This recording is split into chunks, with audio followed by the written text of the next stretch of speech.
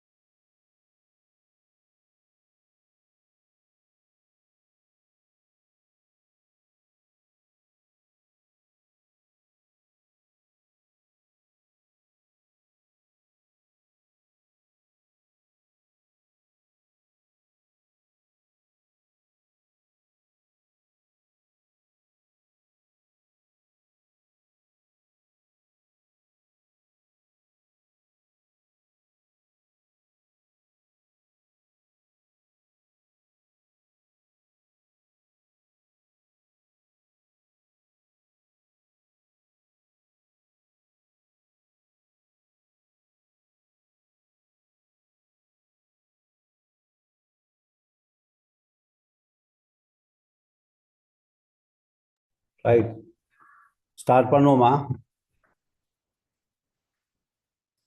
Start பண்ணுவோமா? Okay sir.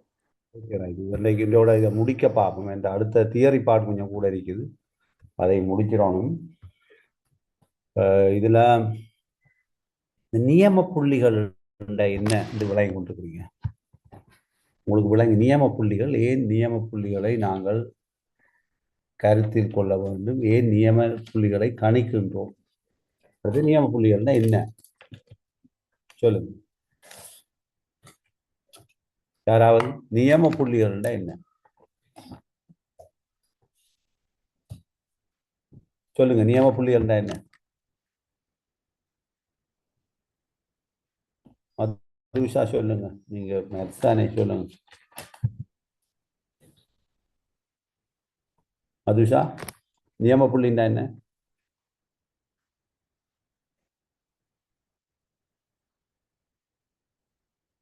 கேக்குதா கதைக்கிறது மதுஷா? ஹலோ. ஓ சார் கேக்குது. நியம புள்ளின்னா என்ன? ஏன் ஸ்டாண்டர்ட் ஸ்கோர் எடுக்கணும்? நாங்கள் நோமலாக இப்ப மூலப்புள்ளின்னா தட்ஸ் என்ன மதுஷா? மூலப்புள்ளின்னா என்ன? மூலப்புள்ளின்னா சார் ஒவ்வொரு எக்ஸாமிலையும் பெற மார்க்ஸ். ஓ, ஒரு மாணவன் பெற்றுக்கொண்ட தான் ஒரு பாடத்துல தான் பெற்றுக்கொண்ட புள்ளியை மூலப்புள்ளின்னு சொல்லுவோம், அப்படித்தானே? உதாரணமா கணிதத்துல ஒரு பிள்ளை 60 புள்ளியை பெற்றுக் கொடுத்தால் அது அந்த பிள்ளையினுடைய மூலப்புள்ளி. இதுதான் மூலப்புள்ளி, ப்ரோ மார்க்ஸ். எந்தவித மாற்றத்துக்கும் உள்ளாகாத ப்ரோ மார்க்ஸ். ஆனால் ஒரு பரீட்சை நியாயமானதாக நடந்திருக்கும் என்று எடுக்கோள் எடுக்கலாமா? எப்போதும் பரீட்சை மிக நியாயமானது, அது சரியான முறையில் துல்லியமாக மாணவர்களுடைய அடைவை அளக்கும் என்று சொல்லலாமா? நாங்க இல்ல சார். சொல்லேலாது. மற்றவர்களுக்கு விளங்குதா? கவிதா, இது மற்ற இதாவது இந்த போன் அகிலாவா? ஜியாவோமி போன் ஆறு இந்த நம்பர் உடைக்கிற போன் ஆறு? யாருல போன்? அகிலாவா? இல்ல சார், நிரூபா சார். நிரூபா கொஞ்சம் இது ரீநேம் பண்ணிக்கொள்ளுங்க, ஈஸியா இருக்கும். கேட்டுக்கொண்டிருக்க பிரச்சனை இல்லை. Okay, no problem. நீங்க பிரச்சனை இல்லை, கதைக்க தேவையில்லை, பிள்ளை இருக்கிறதால நோ ப்ராப்ளம். கொஞ்சம் கேட்டுக்கொண்டு சமாளிங்க. ஓகே, சரியா Nirupa? Okay sir. Okay okay, சமாளிங்க, நோ ப்ராப்ளம். எது டவுட் இருந்தால் மட்டும் கேட்டுக்கொள்ளுங்க. Okay, no issue. இப்போ நாங்கள் இந்த மூல புள்ளின்னு சொல்றேன், ஒரு ஒரு ஒரு பிள்ளை பெற்றுக்கொண்ட ஒரு மாணவன் அல்லது மாணவி பெற்றுக்கொண்ட புள்ளி. ஒரு பரீட்சை மிக நியாயமானதாக நடந்திருக்கும் என்று எங்களால் கூற முடியாது. ஏனென்றால் ஒரு பரீட்சையில் இருக்கின்ற எம்சிக்யூ எடுத்துக்கொண்டால் பல்வேறு வினாக்கள் 40 வினாக்களை எடுத்துக்கொண்டால் 40ம் ஒரே அளவில் இருக்கும், ஒரே விதமான ஸ்டாண்டர்டை கொண்டிருக்கும் சொல்லுகிறார். 40 வினாக்களும் 40 மாதிரி.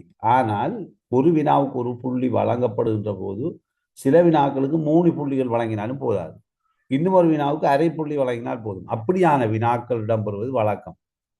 ஆகவே இது ஒரு காரணம். அது மாதிரி கட்டுரை வினாக்கள் அல்லது அமைப்பு கட்டுரை வினாக்கள்ல ஒரு அமைப்பு கட்டுரை வினாக்கு 15 புள்ளிகளை வழங்குகின்ற போது பிரிவுகளுக்கு 1 2 2 3 1 அப்படின்ட்டு புள்ளிகள் வழங்குகிறார்கள். எஸ்ஏக்கு 2 3 5 2 என்று வழங்குகிறார்கள்.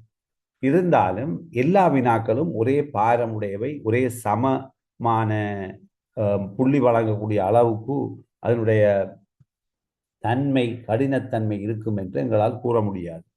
இதனால ஒரு மூலப்புள்ளிகளை நாங்கள் கருதுகின்ற போது ஒரு மாணவன் பெற்றுக்கொண்ட மூலப்புள்ளி 70 என்று எடுத்துக்கொண்டால் இந்த 70 என்ற புள்ளி ஒரு நியாயமானதாக இல்லாமல் இருப்பதற்கான சந்தர்ப்பங்கள் இருக்கிறது. அதில் ஒன்றுதான் வினாப்பத்திரம் சரியான நியமமான முறையிலே தயாரிக்கப்படாத விடத்து, அல்லது வினாப்பத்திரத்தில் உள்ள வினாக்களில் உள்ள வேறுபாடு மாணவர்களுடைய புள்ளியை, உதாரணமாக முதலாவது வினாவையும் மூன்றாவதையும் ஐந்தாவதையும் ஆறாவதையும் ஒரு மாணவன் தெரிவு செய்ய மற்ற மாணவன் இரண்டாவதையும் ஆறாவதையும் எட்டாவதையும் ஒன்பதாவதையும் தெரிவு செய்யலாம்.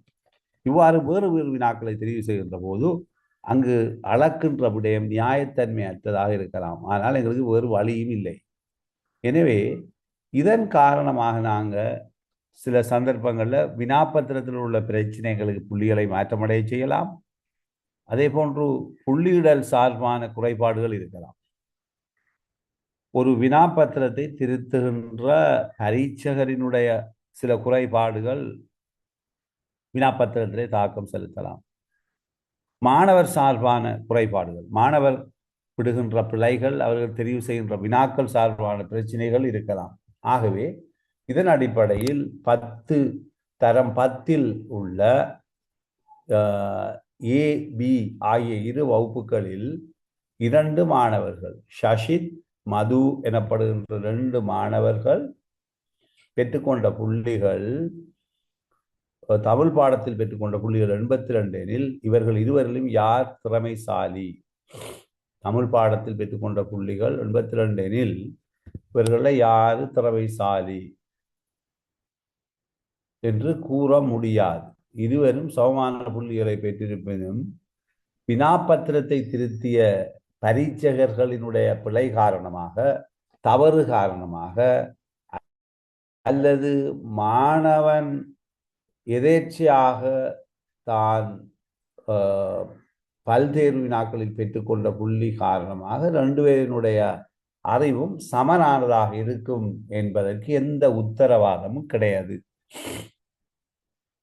எந்த உத்தரவாதமும் கிடையாது. இது எங்களுடைய ஒரு பெரிய பிரச்சனையாக இருக்கிறது. ஆகவே இதிலே அப்ப 82 புள்ளிகளை பெற்றுக்கொண்டார் என்பது எங்களுக்கு பல பிரச்சனை காரணம். உதாரணமாக ஏற்கனவே சொன்னதை போன்று வினாப்பத்திரத்தில் உள்ள குறைபாடு, அதே போன்று பரீட்சகருடைய குறைபாடு, மாணவருடைய குறைபாடுகள் கெட்டித்தனத்தை சரியாக தீர்மானிக்காத நிலையை உருவாக்கும். அப்போ நீங்கள் ஏற்றுக்கொள்ள வேண்டும்.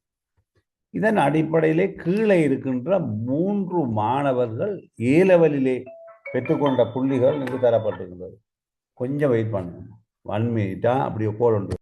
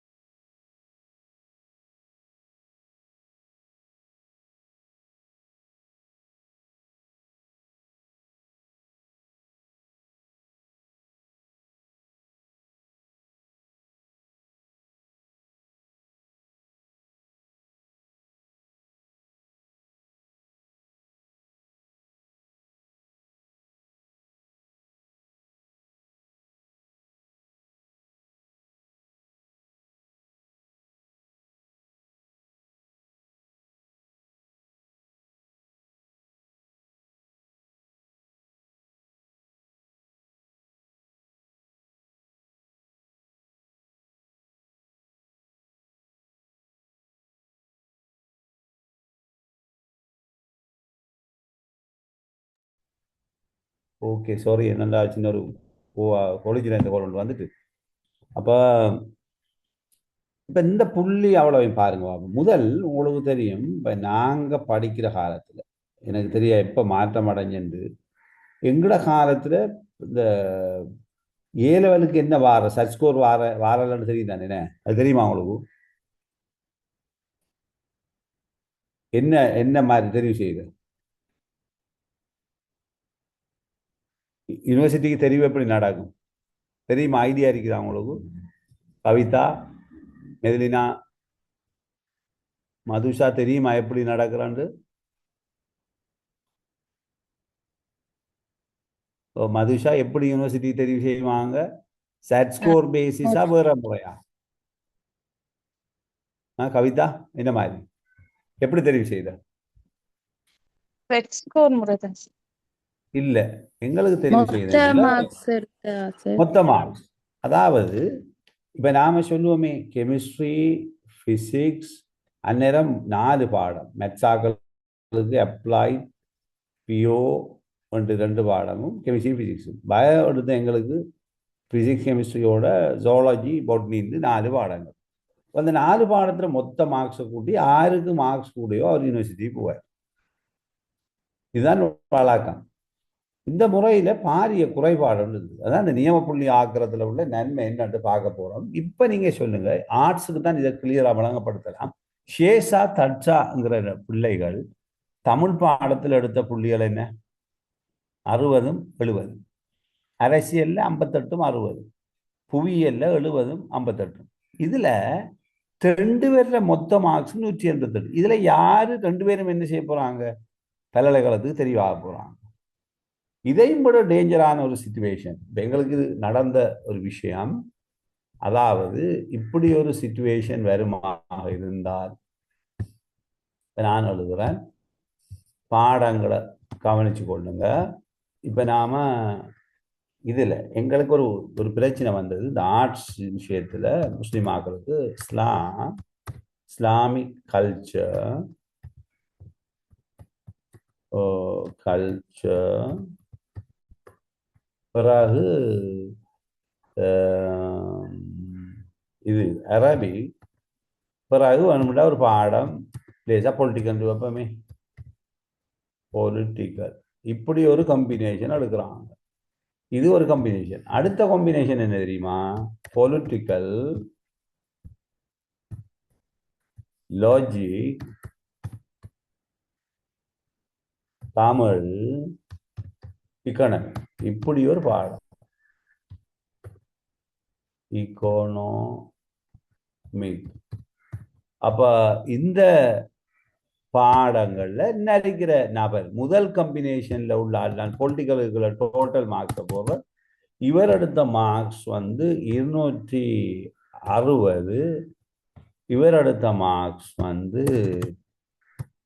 245. இப்ப யார் பல்கலைக்கழகம் செல்வார்?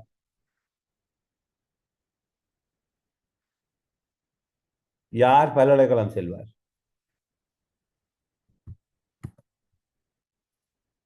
விளங்குதா நான் கேட்கிற கேள்வி? ஹலோ, கேட்குதா? 260 எடுத்து 260 எடுத்தால் பல்கலைக்கழகம் செல்வார். இது நியாயமா அல்லது நியாயம் இல்லையா? மற்றவர்களும் கதைக்கலாம். நியாயமா நியாயம் இல்லையா? நியாயம் இல்ல சார். ஏன்? எப்படி நியாயம் இல்லைன்னு சொல்லுவீங்க?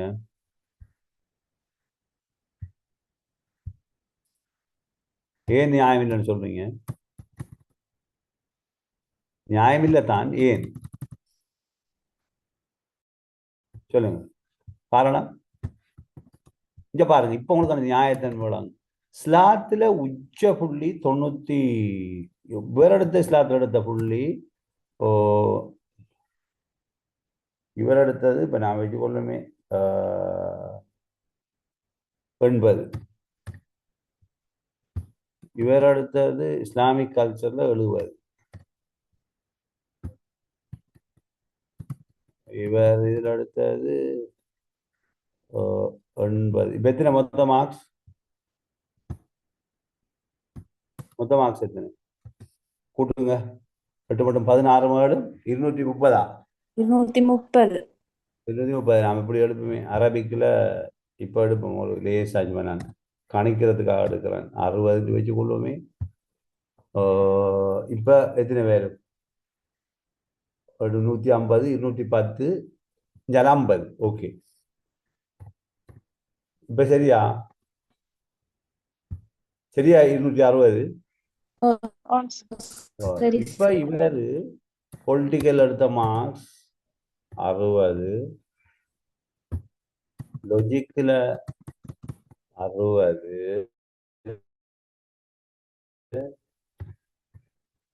தமிழ் 65, 65, இதில் 60. இப்போ சரி வரும்னு நினைக்கிறேன். பாருங்க சரியா? இப்போ மார்க்ஸ்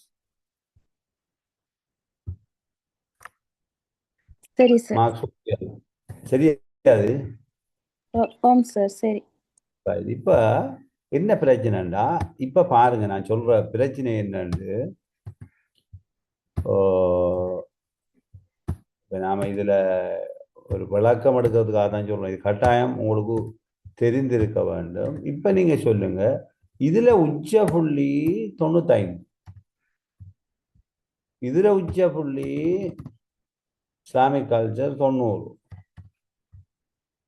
இதுல அரபிக்ல உச்ச புள்ளி 80. சரிதானே? பொலிட்டிக்கல்ல உச்ச புள்ளி எங்க போடுறேன்னா, இந்த ரெண்டுக்கும் பொதுவானது தானே. பொலிட்டிக்கல்ல உச்ச புள்ளி 70, இதுல உச்ச புள்ளி 72, தமிழ்ல உச்ச புள்ளி 75, இக்கனாமிக்கோட உச்ச புள்ளி 69. சும்மா நான் கற்பனையில் எடுத்திருக்கிறேன், பாப்போம். இப்ப யாரு கட்டிக்காரர்? இப்ப யாரு கட்டிக்காரர்? 245, 260.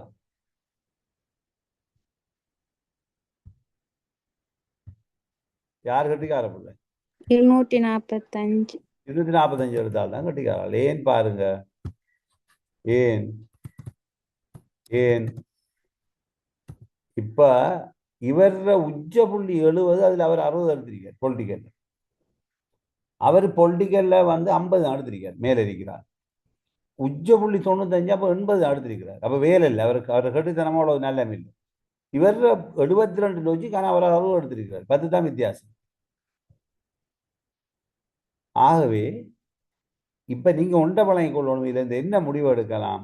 நாங்க வித்தியாசமான பாடங்கள் எடுக்கிற போது இந்த அக்ரிகேட் மார்க்ஸ், கூட்டுத்தொகை மார்க்ஸ் எடுக்கிறது பொருத்தமற்றது, நியாயமற்றது. ஏனென்றால் ஒவ்வொரு பாடத்துக்கும் கொடுக்கப்படுகின்ற வெயிட் எப்படிப்பட்டது? வித்தியாசமானது. ஒவ்வொரு பாடத்திலையும் இருக்கிற வெயிட் வந்து வித்தியாசமானது. இதனால நாங்க இந்த முறையில இவங்க 2 பேரையும் யூனிவர்சிட்டிக்கு தெரிவு செய்யறங்கிறது பொருத்தமற்ற நிலையம் அமையும்.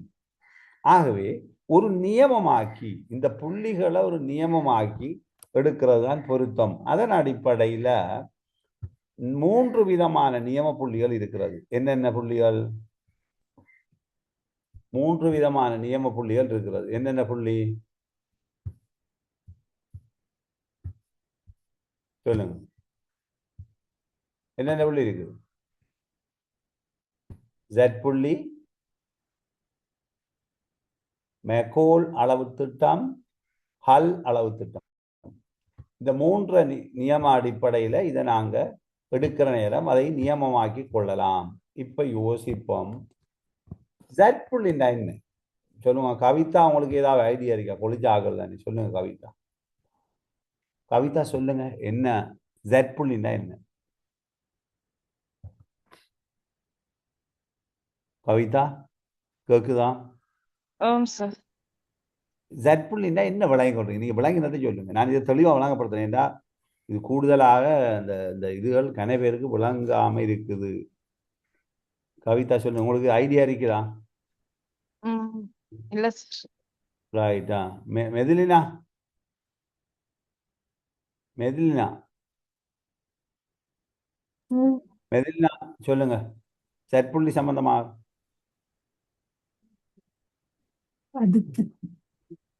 ஐடியா இருக்குதா? இல்ல சார். Right okay. அப்போ மதுஷா என்ன மாதிரி உங்களுக்கு மெத்ஸ் தானே ஒருக்கா சொல்லலாமா? ஓ சார். சொல்லுங்க. சற்புள்ளி என்ற சார் வந்து இப்போ ஒரு ஒரு பாடத்துல சார் பெற்ற மூலப்புள்ளியிலிருந்து அதுக்குரிய இடையே இருந்து சார் நியம விலகலால பிரிக்கேட்ல சற்புள்ளி இருக்கிறார். Right okay. இப்போ சற்புள்ளியை பற்றி நான் சொல்றேன், நல்லா கேட்டுக்கொள்ளுங்க. மிக முக்கியமான புள்ளி என்னன்னு சொன்னால், இப்போ நாங்கள் இந்த மாணவர்கள் சராசரி புள்ளி 50ண்டாம் ஒரு மாணவன் 60.80 எடுத்திருக்கிறான்டா அவன் எவ்வளவு விலை இருக்கிறான் சராசரியிலிருந்து? எவ்வளவு விலை இருக்கான்? 30 கூட புள்ளிகளை எடுத்திருக்கிறான். 30 கூட புள்ளியாக எடுத்திருக்கிறான். அப்ப இவன் சராசரியை விட கூட எடுத்ததால இவன் எப்படிப்பட்டவனா இருப்பான்? நிச்சயமாக கொஞ்சம் பிரில்லியன் ஸ்டூடெண்டா இருப்பான். ஏற்றுக்கொள்ளுங்களா? இவன் கொஞ்சம் கட்டிக்கார பிள்ளையா இருப்பான். எல்லாரும் ஏற்றுக்கொள்றீங்களா? சத்தம் வரணும். ஓகேயா? ஏண்டா எவரேஜ் 50, மாணவன் பெற்றுக்கொண்ட புள்ளி 80. இப்போ ஒரு மாணவன் 30 புள்ளியை எடுத்திருக்கிறான். எவரேஜ் அந்த வகுப்பில் இருக்கிற எவரேஜ்ண்டா இப்ப சொல்லுங்க எத்தனை புள்ளி? எத்தனை? மறை சொல்லுங்க. மறை 20. மறை 20. விளங்கிட்டா கவிதா எல்லாருக்கும்? மறை 20. இப்ப மறை 20 என்றால் இப்ப இவன் சராசரி வகுப்பில் உள்ள சராசரி மாணவனை விட 20 புள்ளி குறைவாக எடுத்திருக்கிறான். அப்ப இவனுடைய விலகல் 2 பக்கம் இவ்வாறு இருக்குது. நியம விலகல் என்றால் உண்மையான கருத்து 50 புள்ளியிலிருந்து வலது புறமாக மாணவருடைய புள்ளி விலகிய அளவையும் அப்படித்தானே கணிச்சோம் நாங்க. இடது புறமாக மாணவருடைய புள்ளி எவ்வளவு விலை இருக்குங்கிறதை கூட்டி அதை வர்க்கிச்சு பிறகு வர்க்க மூலம் கண்டு பெறப்பட்டதுதான் நியம விலை. எனவே ஒரு புள்ளி தொகுதியினுடைய 2 பக்கமும் எவ்வளவு புள்ளி வேறுபட்டிருக்கிறது என்பதை குறிப்பதுதான் என்ன? நியம விலகல். நியமமாக சராசரியிலிருந்து எவ்வளவு விலை இருக்கிறது. ஆகவே இப்ப Z புள்ளியை கணிக்கிறோம் என்றால் இந்த எக்ஸ் புள்ளி என்பது மூலப்புள்ளி. எக்ஸ் என்பது என்ன? ஒரு மாணவனுடைய மூலப்புள்ளி. ஒரு மாணவன் தன்னுடைய பாடத்தில் பெற்றுக்கொண்ட புள்ளி. எக்ஸ் பார் என்பது அந்த வகுப்பில் உள்ள ஏனைய மாணவர்கள் எல்லா மாணவர்களையும் மொத்த புள்ளிகளை கூட்டி இருக்கின்ற மாணவர் எண்ணிக்கையால் பிரிக்கின்ற போது சராசரி வரும் என்பது தெரியும். எனவே இது சராசரி புள்ளி. இந்த சராசரி புள்ளியிலிருந்து ஒரு மாணவன் எவ்வளவு விலை இருக்கிறான் என்கின்ற போது இடையினுடைய விலகல் கணிக்கப்படுகிறது. அதை நியம விலகல் புள்ளியால் பிரிக்கின்ற போது எங்களுக்கு கிடைப்பது Z புள்ளி. அப்ப இங்க கொஞ்சம் ஒரு நியமத்தன்மையை பேணுகின்றோம். எந்த வகையில? 2 வகையில நியமத்தன்மை பேணப்படுகிறது. ஒன்று, மாணவர்களுடைய சராசரி புள்ளி எடுக்கப்படுகிறது. இதனால எல்லா மாணவர்களும் கருத்தில் கொள்ளப்படுகிறார். இரண்டாவது, எல்லா மாணவர்களுடைய நியம விலகல் கருத்தில் கொள்ளப்படுகிறது. இந்த நியம விலகல் கணிப்பது எல்லா மாணவர்களுக்கான புள்ளிகளை கொண்டு. இந்த 2 காரணத்தினால் இங்கு பெறப்படுகின்ற Z ஸ்கோர் ஆனது ஒரு நியமமாக்கப்பட்ட ஒரு பயஸ் இல்லாத பக்கச்சார்பில்லாத ஒரு புள்ளியாக பெறப்படுகிறது. அப்ப Z ஸ்கோர் கணித்தல் என்றால் கருத்து என்னென்றால் ஒரு மாணவன் பெற்றுக்கொண்ட மூலப்புள்ளியை அவன் பெற்றுக்கொண்ட சராசரி புள்ளியில் கழித்து சராசரி புள்ளியை மூலப்புள்ளியிலிருந்து சராசரி புள்ளியை கழித்து நாங்கள் கணித்து பெற்ற நியம விலகலை அவ்வாறு பெறப்படுகின்ற இடையின் விலகலை பிரிக்கின்ற இடையின் விலகலை நியம விலகலால் பிரிக்கின்ற போது பெறப்படுவதுதான் Z ஸ்கோர். இந்த Z ஸ்கோரினுடைய பெருமானம் உச்சமாக கிடைக்கப்பெறுவது மறை 4 தொடக்கம் மறை நேர் 4 இடையில் அமைந்திருக்க முடியும். இதுதான் ஒரு விதி. Z ஸ்கோரினுடைய பெருமானம் நேராகவும் அமையும், மறையாக அமையும். இதிலே ஒன்றை விளங்கிக் கொள்ள வேண்டும். நேர் பெருமானத்தை பெற்றால் அதனுடைய கருத்து என்ன? மாணவன் பற்றி என்ன கூறலாம்? கவிதா, ஒரு மாணவனுடைய செட் ஸ்கோரை கணித்தோம், அவனுடைய மூலப்புள்ளியை இலிருந்து சராசரியை கழித்து நியம விலகலால் பிரிக்கின்ற போது நேர்பெருமானம் பெறப்பட்டால் கருத்து என்ன கவிதா? அந்த மாணவனுடைய மூலப்புள்ளி எதைவிட அதிகம்? கவிதா, எதைவிட அதிகம்? சராசரி புள்ளியை விட. சராசரி புள்ளியை விட அதிகம். Excellent answer, very good. Methilina சொல்லுங்க, ஒரு மாணவன் மைனஸ் செட் ஸ்கோரை பெற்றுக் கொள்ளுகின்ற கருத்து என்ன? அந்த மாணவனுடைய மூலப்புள்ளி சொல்லுங்க மெதிலினா. சராசரி குறையும் சார். சராசரி விட குறையும். ரைட். அப்ப நீங்க ஒரு ஏ லெவலிலே மைனஸ் வருகிறது என்றால் கடுமையா யோசிக்கணும். ஒரு பரீட்சை எழுதின மாணவர்கள சராசரியையும் விட குறைவாக எடுக்கிறார் என்றால் அது கொஞ்சம் அடைவு போதாது என்பதை குறிக்கிறது. அதை விளை கொள்ளும். அடைவு போதாது என்பதை குறிக்கிறது. ஆகவே இந்த செட் ஸ்கோரினுடைய பெருமானம் 0 அமையுமா? செட் ஸ்கோரின் பெருமானம் 0 அமைய வாய்ப்பு உண்டா? குயிக்கா கதைச்சிங்கன்னா கொஞ்சம் குயிக்கா போகலாம். 0 வாய்ப்பு உண்டா? இல்ல, என்ன சார்? பார்ப்போம். ஒரு மாணவன் பெற்றுக்கொண்ட புள்ளி 50, அந்த வகுப்பினுடைய சராசரியும் 50. இதனை நியம விலகலால் பிரிக்கிறோம். இப்ப பெருமானம் என்ன? இதனுடைய விடை என்னவா வரும்? என்னவா வரும்? 50 அடிச்சா என்ன? 0 பெருமாதி பெறும். ஏற்றுக்கொள்ளுங்களா? இப்ப சரியா? Okay sir. எனவே Z புள்ளி 0 பெறுகிறது என்றால் கருத்து என்ன? அந்த மாணவன் பெற்றுக்கொண்ட புள்ளி சராசரி புள்ளிக்கு சமன் என்றால் அவனுடைய Z ஸ்கோர் 0 அமைந்திருக்கும். இப்ப நான் உதாரணம் ஒன்று பார்ப்போம் செட் புள்ளியை கணிப்பதற்கு. சாரு என்ற மாணவன் கணித பாடத்தில் பெற்ற புள்ளி 68. கணித பாடத்தின் கூட்டலிடை, அதாவது சராசரி அல்லது அரித்மெட்டிக் மீன், கூட்டலிடை அல்லது சராசரி கமா நியம விலகல் ஆகியன முறையே 40 12 காணப்படுகிறது. Z ஸ்கோரை சாரு எனப்படுகின்ற மாணவனுக்கு கணித்தால் அவன் பெற்றுக்கொண்ட புள்ளி 68, சராசரி புள்ளி 40, நியம விலகல் 12 என்றால் 68 மைனஸ் 40 கீழ் 12 சமன் 28 கீழ் 12. அது சமன் 2.33. சரியா? இப்ப செட் ஸ்கோர் கணிக்க தெரியுமா? ஓகே. அதே போன்று இங்கு கணிக்கப்பட்ட செட் ஸ்கோர் எவ்வளவு? மாணவன் பெற்றுக்கொண்ட புள்ளி 48, நியம விலகல் 15. ஆகவே Z புள்ளி 1.2 என்றால் 1.2 சமன் x மைனஸ் 48, அதாவது சராசரி புள்ளி கீழ் 15 சமன் பெருக்கி எடுத்தால் எக்ஸினுடைய பெருமானம் 56.75 அன்னளவாக 57 என்று எடுக்க முடியும் மூலப்புள்ளி. இப்ப உடனடியாக வேகமாக, மிக வேகமாக இந்த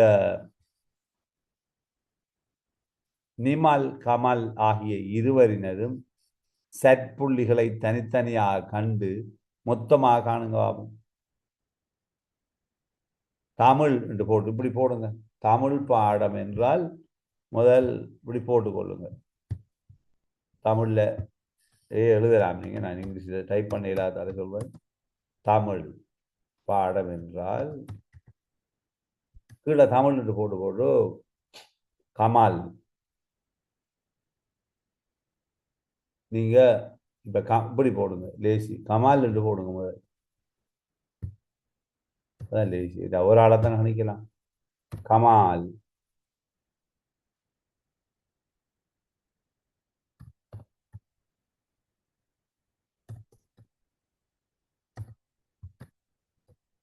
கமால் என்று போட்டு கீழே தமிழ் பாடத்தை போட்டு அதுக்குரிய சர்ச் ஸ்கோரை நீங்கள் கணிங்க. தனித்தனி எப்படி கமாலில் 3 பாடத்துக்குரிய சர்ச் ஸ்கோரையும் கணிங்க. நிமாலினுடைய 3 பாடத்துக்குரிய சர்ச் ஸ்கோரையும் கணிங்க. கணித்து 3 இதையும் கூட்ட வேணும். மொத்த சர்ச் ஸ்கோர் வாங்குது. இப்போ கணிங்க ஆகும்.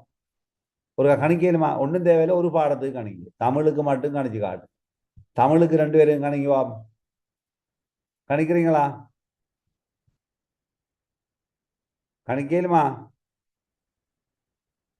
சார். ரைட். 3 கணிங்க. 3 4 பேர் கணிச்சிட்டு எடுங்க.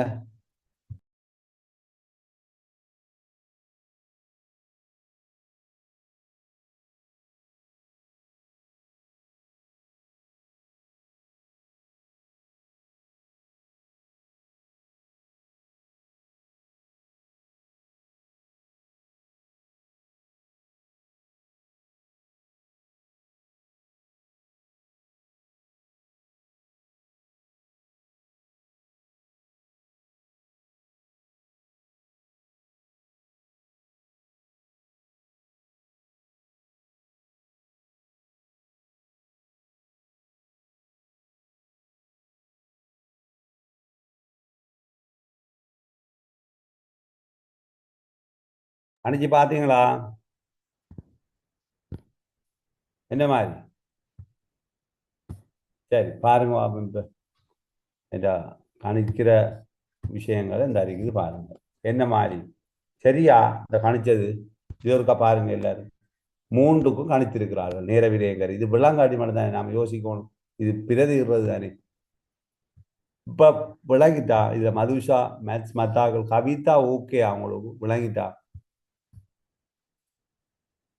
Kavitha okay sir. அப்ப இப்ப நிமாலினுடைய மொத்த சற்புள்ளி எவ்வளவு கவிதா? நிமாலினுடைய மொத்த சற்புள்ளி எவ்வளவு?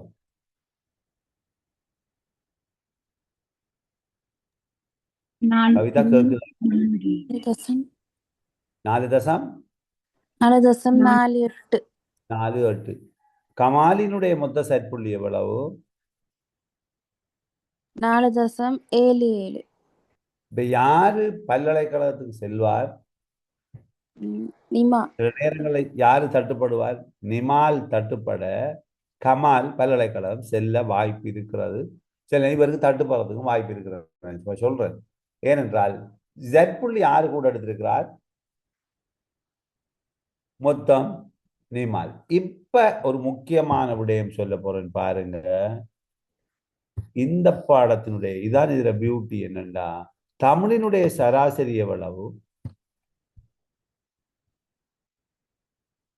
40. இதுல யாரு திறமையான மாணவன்? நிமாலா கமாலா? கமால். இதுல சராசரி எவ்வளவு? 38. இதுலயும் யாரு திறமையான மாணவன்? கமால். இதுல சராசரி எவ்வளவு? 42. இப்ப இதுல கட்டிக்கார பிள்ளை யாரு? நிமால். இருந்தாலும் கமால் மற்ற 2 பாடங்களையும் அதிகூடிய பெறுபேறுகள் எடுத்ததாலேயும் 2வது விடயம் பாருங்க. இதனுடைய நியம விலகல் எவ்வளவு? தமிழின் நியம விலகல் எவ்வளவு? 12. இதனுடைய நியம விலகல் எவ்வளவு? 16. புவியனுடைய நியம விலகல் 18. இதுல என்ன விலை கொள்றீங்க? நியம விலகல் என்றால் உண்மையான கருத்து என்ன? இப்ப இந்த நியம விலகல்ல நல்ல விளங்கு, இதெல்லாம் கொஞ்சம் மதுஷா படிச்சது தெரியாது, குறைஞ்ச நீங்க மெட்ஸ்லையும் படிச்சிருப்பீங்க என்னடா மதுஷா. ஆமாம் சார். இதுல கருத்தை விளங்கி கொள்ளுங்க. இப்படி இப்ப தமிழ் பாடத்துல சராசரி எவ்வளவு? எல்லாரும் கொஞ்சம் காய்ச்சிங்கன்னா உங்களுக்கு விளங்கும். நல்லா தமிழ் பாடத்துல சராசரி எவ்வளவு? 40. 40. இதுல ஒரு நியம விலகல் என்றால் 40ல என்ன செய்ய வேணும்? 12ல 40ஐ கழிக்க வேணும். கழிச்சா எத்தனை வரும்? எத்தனை வரும்? 28 மறை 28. மறை 28. அப்ப இங்க வார பெருமானம் மறை 28 இருக்கும். அப்ப இது என்ன கருத்துன்னு சொன்னா, இந்த மாணவன் இடதுபுறமாக 28 மார்க்ஸை நியம விலகலாக கொண்டு பெறப்பட்டிருக்கிறது. அதாவது 40ஐ விட 12 புள்ளி குறைவாக எடுத்தால் ஒரு நியம விலகல். 2 நியம விலகல் என்ற எவ்வளவு மதுஷா?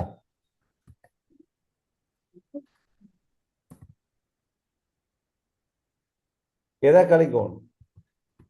24ஐ 40இல் கழிக்க வேண்டும். எத்தனை வரும்? மறை 16. மறை 16. அப்ப 3 நியம விலகல் என்றால் 36ஐ கழிக்க வேண்டும் 40. அப்ப 4 மறை 4. 3 நியம விலகல் என்றால் 36 3 36. அதை 40இல் கழிக்கின்ற போது பெறப்படுகின்ற பெருமானம் மறை 4. அதாவது ஒரு மாணவனுடைய புள்ளி 40 புள்ளியை, அதாவது தமிழ் பாடத்தில்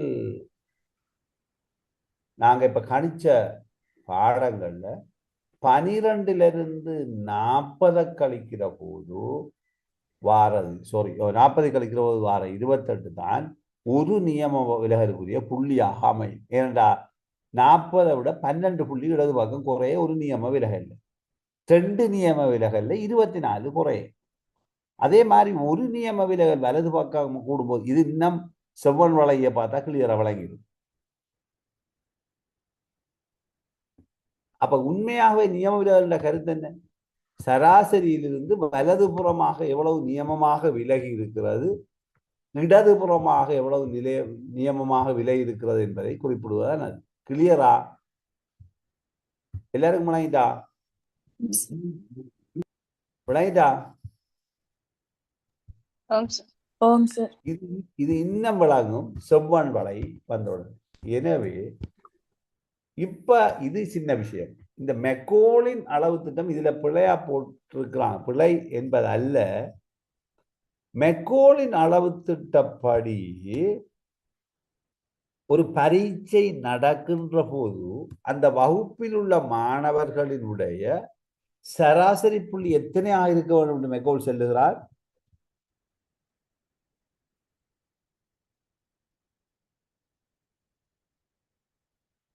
எவ்வளவு சொல்றார் மெக்கோல்? ஒரு பரீட்சை நடந்தால் அதனுடைய கூட்டல் எவ்வளவா இருக்க வேண்டும்? எவ்வளவா இருக்க வேண்டும்? 50 பரீட்சைக்கு இருக்க வேண்டும் மெக்கோல் சொல்றார். விளங்கிட்டாப்ப? நான் சொன்னது தெளிவா இருக்குதான்? அதே நேரம் அவர் சொல்றார் 2 புறமான நியமமான விலகல் 10 இருக்க வேண்டும்.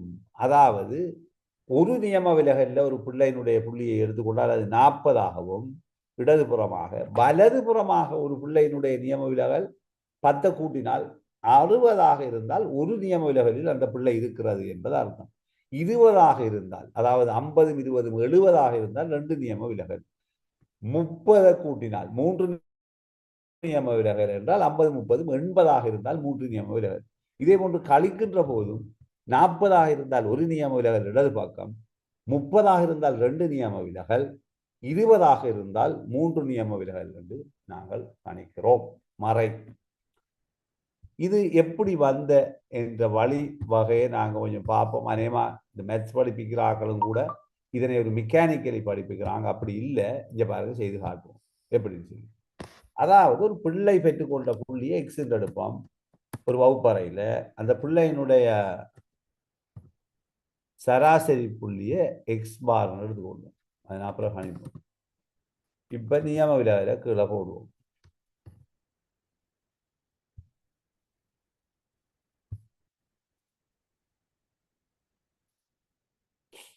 சரி, இப்ப பார்ப்போம். இப்ப இதுல என்னத்தை கணிச்சிருக்கிறான்? ஒரு மாணவன் பெற்ற என்னத்தை கணிக்கிறதுக்காக அந்த வாய்ப்பாடுகள் இருக்கிறான்.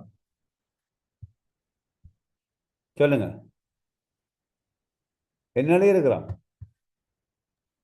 ஸ்கோர் ஸ்கோர் கணித்திருக்கிறான். இது சமன் அவர் சொல்றார், மாணவன் பெற்ற அந்த எக்ஸ் புள்ளியை நாங்க ஒரு மெக்கோலினுடைய புள்ளியாக நியமப்படுத்த போகிறோம். என்ன புள்ளி? எக்ஸ் எனப்படுகின்ற புள்ளியை மெக்கோல் புள்ளியாக நாங்கள் புள்ளியை எடுக்க போகிறோம். மெக்கோல். அப்ப மெக்கோல் புள்ளி என்றால் அது என்னவாக இருக்கும்? எம் ஆக இருக்கும். மெக்கோல். இதிலிருந்து தான் எதை கழிக்க வேண்டும்? மெக்கோல் சொல்லுகின்ற 50 சராசரியை கழிக்க வேண்டும். கழித்தால் இப்ப என்ன பெறப்படும்? விலகல் பெறப்படும். இப்ப சொல்லுகிறார்,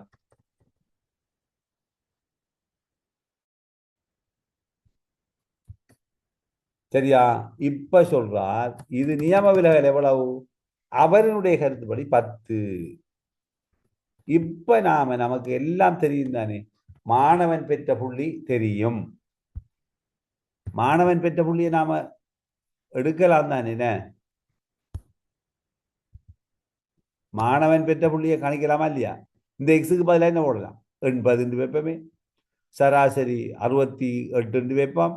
நியம விலகல் 12 வைப்பாம். அதே நேரம் மெக்கோலினுடைய புள்ளியை, இந்த மூல புள்ளியை மெக்கோலின் புள்ளியா மாற்ற போகிறோம். அதுக்காக என்ன செஞ்சிருக்கிறோம்? சமப்படுத்தி இருக்கிறோம். மெக்கோலின் புள்ளி -50. ஏனென்றால் மெக்கோல் சொன்ன கூட்டலிடை 50, மெக்கோல் சொன்ன நியம விலகல் 10. இதற்கமைய ரெண்டையும் சமப்படுத்தினா இப்ப எங்களுக்கு கிடைக்கிற புள்ளி இந்த எக்ஸ் வந்து என்ன செய்யும்? எது சார்பாக? மெக்கோலினுடைய அளவு திட்டத்துக்கு இது நியமமாக மாற்றப்படும். விளங்கிட்டா இல்லையா? இல்லையா? சத்தம் வருது இல்லை, டைமும் அப்படி சத்தம் வருது. இத்தனை போயிட்டே தெரியாது. சொல்லுங்க. எல்லாருக்கும் விளங்கிட்டா? மதுஷா ஓகே, மெதினா சரி, கவிதா விளங்கிட்டான், நிரூபாவும் விளங்கியிருக்கிறேன், மதுஷா ஓகே, நிரூபாவும் பிள்ளையோட இருக்கிறா பா. சரி, இப்ப இதை பெருக்கிற நேரம் என்ன வரும்? இதை நாம பெருக்கிற நேரம் இங்க பாருங்க, எக்ஸ்டியை தானே கணிக்கணும். அப்ப எக்ஸ்எம் கணிக்கிறதாக இருந்தால் எக்ஸ் கீழே எம் கணிக்கிறதாக இருந்தால்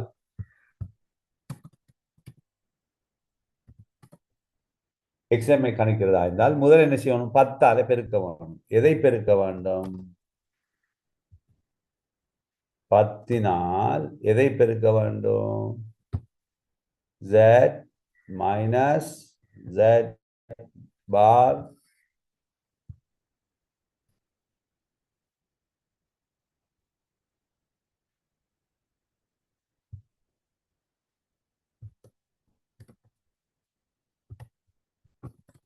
right. இப்ப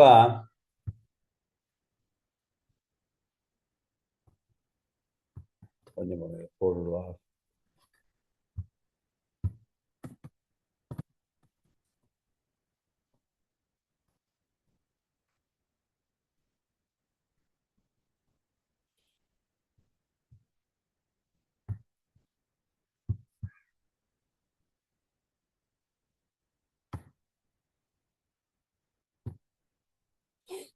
சரி, இப்போ இந்த 50 கொண்டு அங்கே கூட்டி விட்டா சரி. ஏன் இதில் ஏதாவது மாற்றங்கள் இருந்தால் மட்டும் சொல்லுங்க எனக்கு.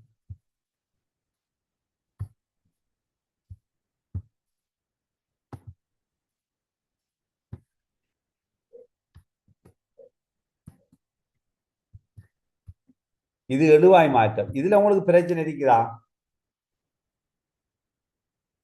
இதுல பிரச்சனை இருக்குதா? அப்ப கணிச்சத்துல சரியா சொல்லுங்க. இதுல பிரச்சனை இருக்குதா? இல்ல சார். மற்றார்கள் கவிதா, மெதிலினா, ஓகே. நிரூபா, பிரச்சனை இல்லை. விளைந்தா? அப்ப இங்க கணிச்ச இந்த ZM வந்து என்ன? ஒரு நியமமாக ஆக்கியிருக்கிறோம். எது சார்பாக?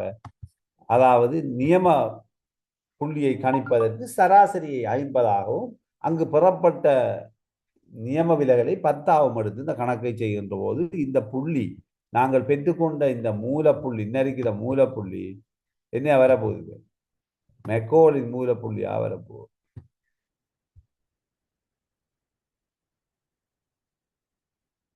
விளங்கிட்டா போகுது. இதே மாதிரி ஹல்லின் அளவு திட்டத்துக்கு கூட என்ன வித்தியாசம் வரும்?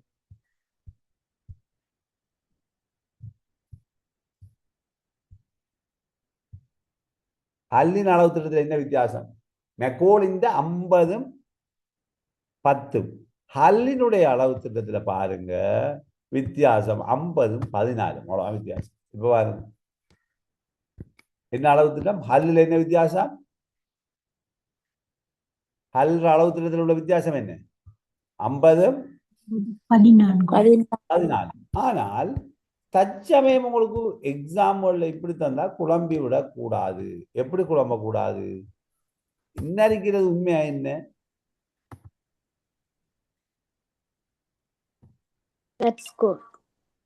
அப்ப சட் ஸ்கோர் அறிக்கை இடத்துல சட் ஸ்கோர் ஒதுக்கி போட இயலாதா? போடணுமா போட இயலாதா? போடலாம். ரைட். இப்ப நான் உங்களுக்கு ஒர்க் தர போறேன். 14 இது இப்ப நீங்க அழகா ஒரு கணிப்பீடுகள் சிலதை செய்வோம். உங்களுக்கு தெரியும் மீட்கிறதுக்காக செய்கின்றேன். இதுல இன்னிருக்கிற இந்த பிகு என்ற மாணவி விஞ்ஞான பாடத்தில் பெற்ற புள்ளி 72. இப்பாடத்தில் கூட்டலிடை நியம விலகல் முறையை 42 18. பிகு என்ற மாணவியின் விஞ்ஞான பாடத்தில் Z புள்ளியை கணிங்க. மெக்கோல் அளவு திட்டத்தில் புள்ளியை மாற்றுங்க. ஹல் அளவு திட்டத்தை மாற்றுங்க. மாற்றிக்கொள்ளேனுமா? செய்யலாமா? செஞ்சிடுங்க. செய்யுங்க. விளையாட்டு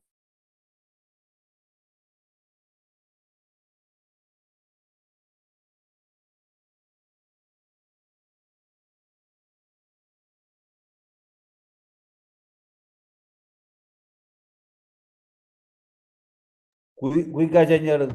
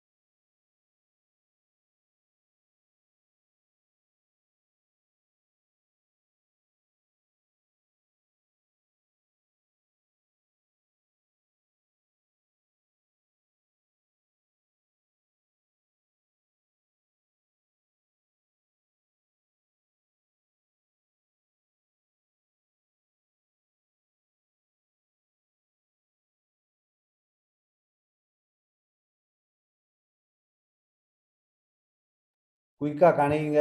இந்த கணிக்க விரைவாக கணிங்க. மதுஷா கணிச்சாலும் மற்ற ஆக்களும் கொஞ்சம் கணிச்சு தந்தீங்கன்னா எல்லா பின்னுக்கு இந்த இது விளங்க அந்த செவ்வான் வலை விளங்குறன்னா அந்த சர்ஸ்கோர் விளங்கணும். அதுக்காக தான் நான் இதை கொஞ்சம் செய்ய சொல்றேன் உங்களுக்கு. செவ்வான் வலை விளங்குறன்னா கட்டாயம் சர்ஸ்கோர் விளங்கணும். சின்ன விஷயம், அதை பெருசாக்கி வச்சிருக்கிறாங்க. நான் சிம்பிளாக செய்து விட்றேன். விளங்கும் உங்களுக்கு பார்ப்பேன். நம்ம டிஸ்கஸ் பண்ணுவோம். கொஞ்சம் கதைச்சிங்கன்னா கூட இலவாக இருக்கு. உங்களோட கதைகள் குறைவாக இருக்குது, டக்குன்னு கணிச்சு முடிஞ்சோன்னு எனக்கு சொல்லுங்க.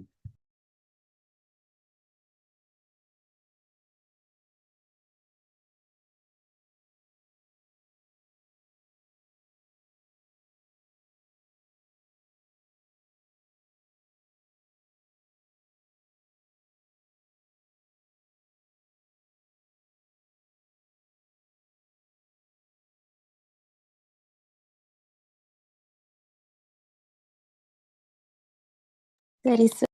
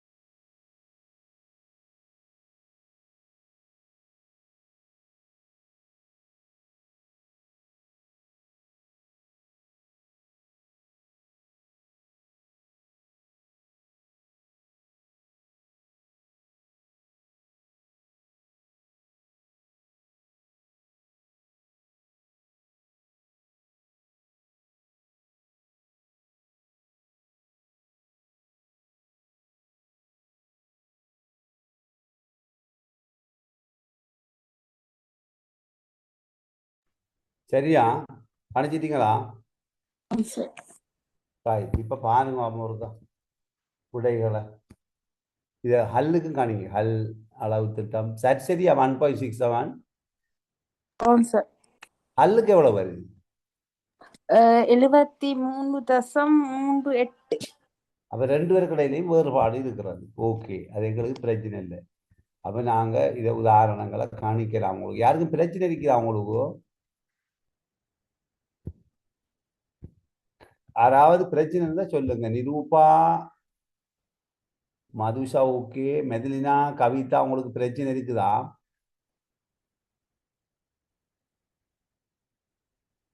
பிரச்சனை இருக்குதா?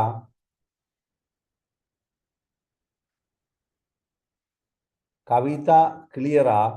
சொல்லுங்க. ஒரு குயிக்காக போகிறோம்னா சொன்னால் தான் போகலாம். என்ற மெத்ஸ் தானே. பிறகு என்ன குற்றம் சொல்லக்கூடாது. எக்ஸாம் பேப்பரில் விளங்கலன்னு சொல்லக்கூடாது. கட்டாய கம்பல்சரி கேள்வி போடுவாடு இந்த முறை. சொல்லுங்க கவிதா.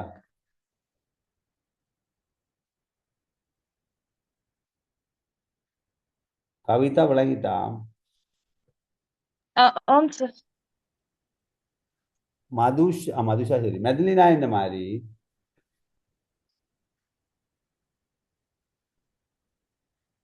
சொல்லுங்க. மெதிலினா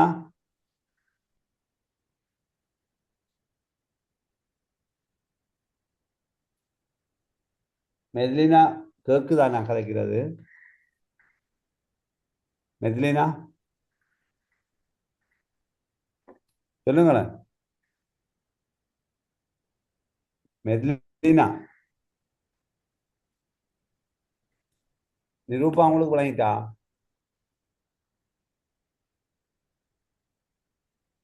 நிரூபா இந்த ஒரு வேற சத்தம் இல்லாமல் இருக்குது. முக்கியமான விஷயம் பார்க்க போறோம். அதுக்காக தான். மதுஷா மட்டும்தான் கதைக்கிற, மற்றாக்கள் இல்லை. மெதிலினா என்ன பிரச்சனை? நிரூபா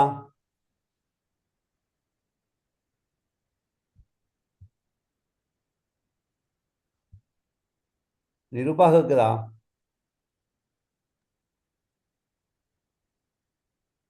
மதுஷா உங்களுக்கு கேக்குதா கதைக்கிறது? சார் கேக்குது. மற்றாக்களுக்கு என்ன பிரச்சனை? ஏன் கேக்குது இல்லை? தூங்கிட்டாங்களா?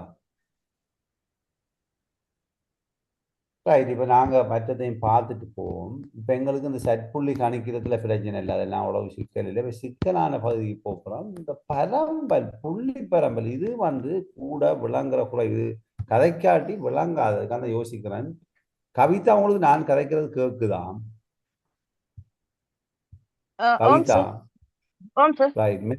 மெத்லினா கேட்குதா உங்களுக்கு? எஸ்எம் மெத்லினா, நிரூபா ரைட். நாங்கள் அவங்க பிறகு இதில் பார்க்கட்டும். இப்போ இந்த பரம்பலை பற்றி சொல்லுங்க. இப்போ நீங்கள் சொல்லுங்க, மதுஷா கொஞ்சம், கவிதாவும் மதுஷாவும் சொல்லுங்க. பரம்பல், புள்ளி பரம்பல் வடிவம், பரம்பல் என்ன? சமச்சீர் வளை, சமச்சீரற்ற வளை நீங்கள் என்ன விளங்குறீங்க? எனக்கும் இது விளங்காமல் இருந்து பிறகு புள்ளியுறவியலை படித்து நான் கொஞ்சம் ஒரு இதுக்கு வந்ததுக்கு பிறகு எனக்கு உண்மையாக விளங்கிச்சு என்னன்னு சொல்லி. இப்போ சொல்லுங்க, ஆறு மதுஷா சொல்லுங்க, இந்த இது என்ன? அது உண்மையா சமச்சீர் என்ன, வளைண்டா என்னத்தை குறிக்கிறது? உங்களுக்கு ஏதாவது ஐடியா இருக்குதா ரெண்டு பேருக்கும்?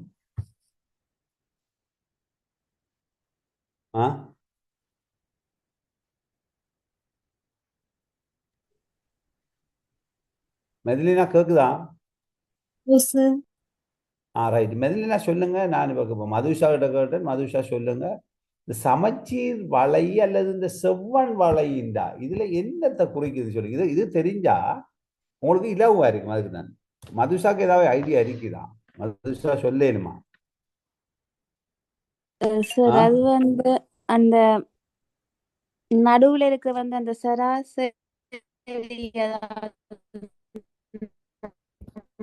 சராசரி இருக்கிறது வந்து இந்த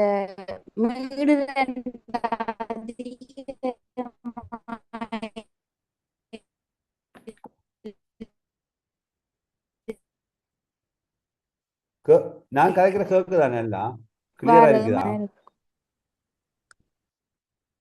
நான் கலைக்கிற கேக்குதானே? எல்லாம் சார் கேக்குது.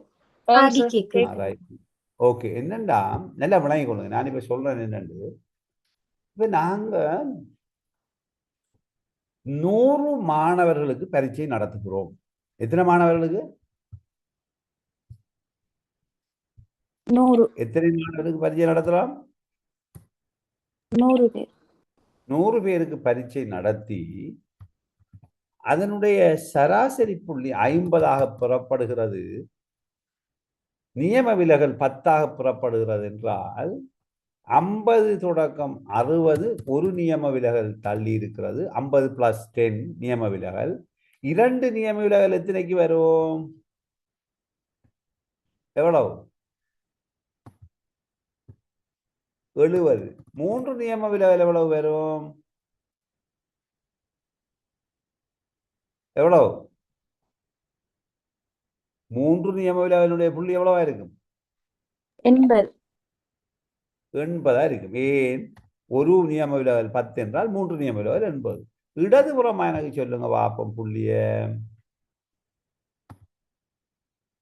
சொல்லுங்க. இவ்விடத்துல என்ன புள்ளி வரும்? ஒரு நியம விலகல்ல 40 வரும். என்ன சரிதானே? இங்க எத்தனை புள்ளி வரும்? 30. சரியா? இங்க 20 வரும். இப்ப சரியா? இப்ப எனக்கு சொல்லுங்க, இதுல உண்மையான கருத்தை விளங்கி கொள்ளுங்க. இந்த சராசரியிலிருந்து நல்ல விளங்க, இந்த ஒரு நியம விலகலுக்கு உள்ள, அதாவது 40 புள்ளிக்கும் 60 புள்ளிக்கும் இடையில 100 மாணவர்களில் 68 அன்னளவாக 68 மாணவர்கள் இதுக்குள்ள வருவாங்க. ஒரு பரீட்சை மிக நியமமானதாக நடந்தால் 68 மாணவர்கள் 40 50க்கும் இடையில புள்ளி எடுத்திருக்க வேண்டும். இது விளங்கிட்டா? விளங்கிட்டா விளங்க இல்லையா?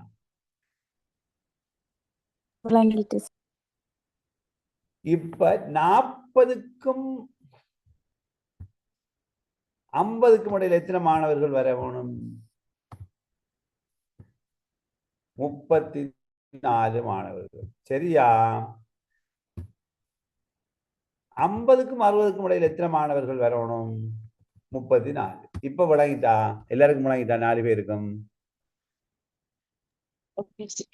அதாவது சராசரியிலிருந்து இடதுபுறமாக ஒரு நியம விலகலுக்குள்ள 34 மாணவர்கள். அதாவது 50 சராசரி என்றால் நியம விலகல் 10 என்றால் 50இல் 10ஐ கழித்து வருகின்ற 40 புள்ளிக்கும் 50 புள்ளிக்கும் இடையில் 34 மாணவர்கள் நோமலா ஒரு பரீட்சை வைத்தால் இருக்க வேண்டும்.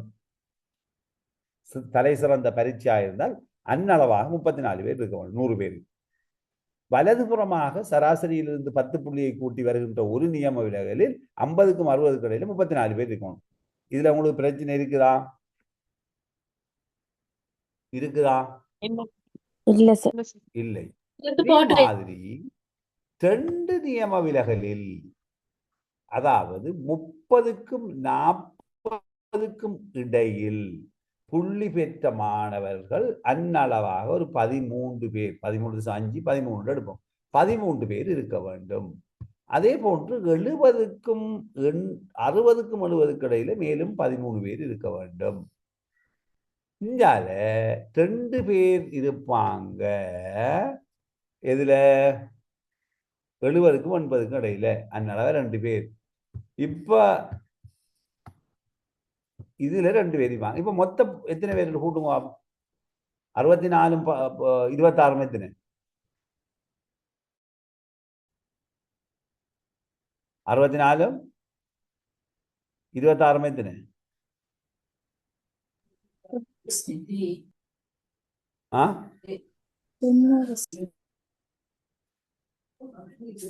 90 வருது. 68 ஆம் சார். 68 68 26 90 வராது. 94. 94. இந்த 94ஓட 4 கூட்டினா 98. அப்ப ஒரு 100 பேர் கொண்ட கிளாஸ்ல எத்தனை பேர் 20க்கு குறை எடுக்கணும்?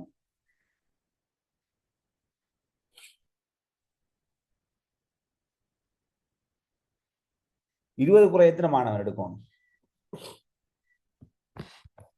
2 பேர். ஒரு மாணவன். 80க்கு மேல ஒரு மாணவன். அப்ப 98 ஒரு வகுப்புல இருக்கிற 50 மாணவர், 40 மாணவர்ல 95க்கு மேல 10 மாணவர் எடுத்தா அந்த பரீட்சையை பத்தி என்ன சொல்றீங்க? சிறந்த பரீட்சை. 90க்கு மேல 10 மாணவர் 40க்கு எடுத்திருக்கிறான். 40 மாணவர் இருந்தா 90க்கு மேல 10 பேர் எடுத்திருக்காங்க. நல்ல பரீட்சையா கூடாத பரீட்சையா?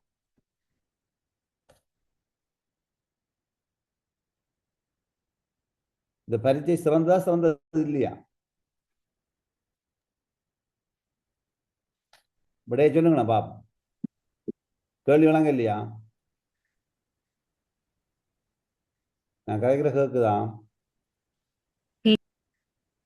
40 மாணவர் உள்ள இதுல 10 பேர் 90க்கு மேல எடுத்திருக்கிறான், அல்லது 40ல 20 பேர் 90க்கு மேல எடுத்திருக்கிறான்.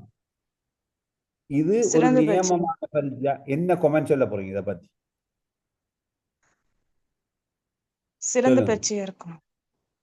சிறந்த பரீட்சை இல்லை. ஏனென்றால் ஒரு சராசரியா உலகத்துல இறைவனுடைய படைப்புல இப்ப 100 தேசிக்காய்களை எடுத்தால் ஒரு தேசிக்காயினுடைய சராசரி 10 கிராம் என்றால் அதனுடைய நியம விலகல் 2 கிராம் என்றால் 12 கிராமுக்கும் 8 கிராமுக்கு இடையில 68 தேசிக்காய்கள் வர வேண்டும்.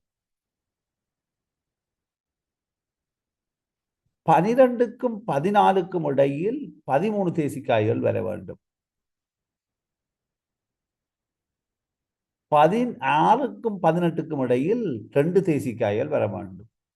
இந்த நியமம் உலகத்திலே இயற்கையாக இறைவனுடைய படைப்பில் இருக்கிறது. நீங்க எத்தனை ஆய்வு செய்து பார்த்தாலும் அன்னளவா இதுக்கு பொருந்தக்கூடிய, இந்த செவ்வன் வலைக்கு பொருந்தக்கூடிய மாதிரி தான் வீதங்களை இறைவன் இயற்கையில் படைத்திருக்கிறான். பிள்ளைகளுடைய உயரத்தை அளந்து வகுப்பில் சோதித்து பாருங்கள். ஆனால் கெட்டிக்கார மாணவர்களை ஒரு வகுப்பில் வைத்து கற்பிக்கின்ற போது 90க்கு மேல 40 பிள்ளைகள்ல 30 பிள்ளைகள் எடுக்க வாய்ப்பு இருக்கிறது. நான் சொல்ற கிளியரா உங்களுக்கு? நான் சொல்ற விளங்கிட்டா? ஓகே. என்னண்டா நடந்த இது ஏன் எனக்கு அனுபவமா வந்ததுன்னா, நான் ஜாயிரா வெஸ்லி ஹை ஸ்கூல்ல படிச்சுட்டு கல்முனையில ஜாயிரா கல்லூரியில வந்துட்டேன். அங்க போக்குவரத்து பிரச்சனை, யுத்த நிலைமை காரணம் வெஸ்லியில படிச்சேன். அப்புறம் A-level ஒரு இடையில இங்க வந்துட்டேன். நாங்க ஓஎல் படிக்கிற போது அந்த 1 2 3 4 5 ரேங்க் 5க்குள்ள வார ABCDEFG எனப்படுகின்ற ABCDE எனப்படுகின்ற 5 வகுப்பிலிருந்து 7 பேரை தெரிவு செய்து 35 பேரை ஒரு வகுப்பாக்கி அதுக்கு F வகுப்பு பேரை வைத்து பெஸ்ட் குரூப் பேரை வச்சுட்டாங்க. இப்ப ஓலவல் எழுதி முடிய வந்த பெறுபேறுகள் எல்லாம் அதிபயங்கரமான பெறுபேறுகளாக அமைந்தது. விளங்கிட்டா என்னண்டு? நான் காய்ச்ச விளங்கிட்டா? ஆம் சார். அதிபயங்கரமான பெறுபேறுகள் வந்த உடனே அப்ப இது ஒரு பிழையான நடைமுறை. மதுஷா ஜப்னா தானே? ஓம் சார். ஜப்னாவில் ஹார்ட்லி காலேஜ் தானே அதிகூடின பெறுவாரு. கொஞ்சம் வெயிட் பண்ணுங்க, ஒரு 1 minute வெயிட் பண்ணீங்களா? கொஞ்சம் அப்படி ஓகே சார். Okay sir.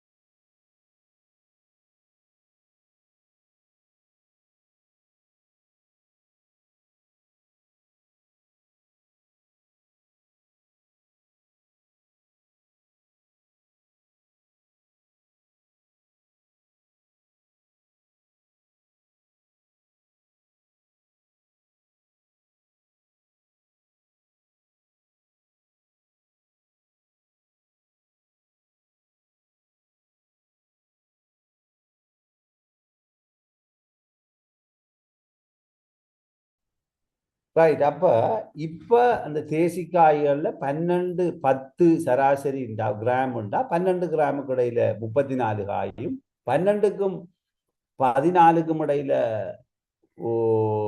18 விதிக்கணும். அப்ப இதே மாதிரி தான் நான் சொன்னேன். எங்களோட வகுப்பை கொண்டு போய் வச்ச உடனே 35 பேரும் அதிகூடிய பெறுபேறு எடுத்தினாங்க. அப்ப ஹார்ட்லி காலேஜிலையும் ஜப்னாவில் மதுஷா இப்படி ஒரு சம்பவம் நடக்குதா? நான் நடக்குதுன்னா வெளிப்படுது. அதாவது கெட்டிக்கார பிள்ளையில அங்க எடுக்கிற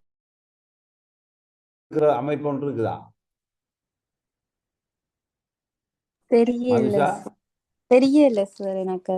கதை இல்ல வாரதான். என்னன்னா, இல்ல பொதுவா அங்க அதான் என்னன்னா, அது நான் சொல்றேன் பொதுவாக இந்த உயர் கொஞ்சம் லீடிங் இப்போ கொழும்பு ரோயல், தேர்ஸ்டன், ஆனந்த, நாளந்த கொலிஜர லேசில் உள்ளுக்குள்ளு படையலாம். இப்போ ஹை டேலண்டட் கொஞ்சம் இனி பெரிய புள்ளிகள் ஆக்கள் தான் உள்ளு போகலாம். அது மாதிரி ஜப்னாவிலையும் சில ஸ்கூல்ல போறதுக்கு நல்ல ரிசால்ட்ஸ் இருந்தா தான் போகலாம். மதுஷா விளையுதா? மதுஷா ஆம் சார். இதன் அடிப்படையில் என்ன செய்றாங்கன்னா, நல்ல ஆக்கள் எடுத்து போட்டு 100 பேர் எழுத விட்டா 90 பேர் 9 பேர் தான். எங்களுக்கு நடந்த அனுபவத்தை வச்சு தான் சொல்றேன். ஆனால் இது நியாயமா நியாயமற்றதா? இப்ப எங்களுக்கு ஜைரா காலேஜில் செஞ்ச வேலை நியாயமானதா நியாயமற்றதா? நீங்க இப்போ ஒரு டீச்சர்ன்ற வாயில 4 பேரும் தெளிவான பதிலை சொல்லணும் எனக்கு. இது நியாயமா? எங்களுக்கு செஞ்ச நியாயமான வேலையா நியாயமற்ற வேலையா? மெடிசின் போனது உண்மைதான், இன்ஜினியரிங் போனது உண்மைதான், ஆனால் இது நியாயமானதா நியாயமற்றதா?